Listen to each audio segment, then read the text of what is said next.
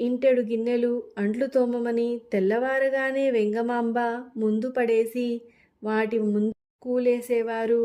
మూటెడు బట్టలిచ్చి ఉతకమనేవారు. ఒక పెద్ద బిందెతో దూరాన్నించి చెరువుకు వెళ్ళి నీరు తెమ్మనేవారు. ఇలా ఇంటి పనులు చెప్పి ఒడ్డు దంచటం, ఎగలు చేయడం వంటి భారపు పనులతో నలిగించి కష్టపెట్టినట్లయితే ఆమె ఈ లోకంలో పడి దాని దేవుడిని పరలోకాన్ని మర్చిపోతుందన్న భ్రాంతిలోనే లేత వయసులోని వెంగమాంబకు కఠిన జీవనం కలిగించారు.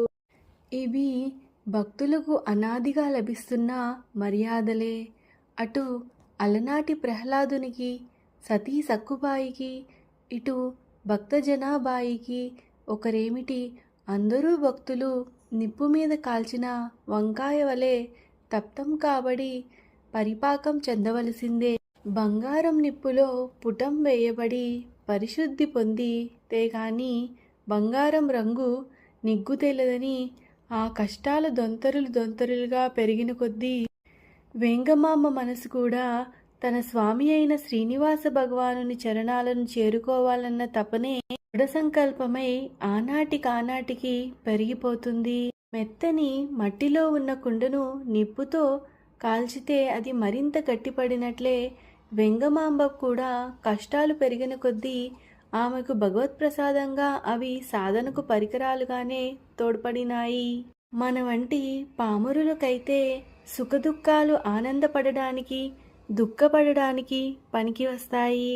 కానీ మహాయోగుల విషయంలో, మహాభక్తుల జీవితాలలోనూ ఎండావానల వలె సుఖదుఖాలలో వారి సాధనలు పరిపక్వం చేసి బియ్యం ఉడికించే ప్రక్రియలో అగ్ని, నీళ్లు దాన్ని అన్నంగా మారి ప్రసాదంగా తయారు చేసినట్లే వీరి జీవితాన్ని కూడా భగవత్ ప్రసాదంగా మారుస్తాయి.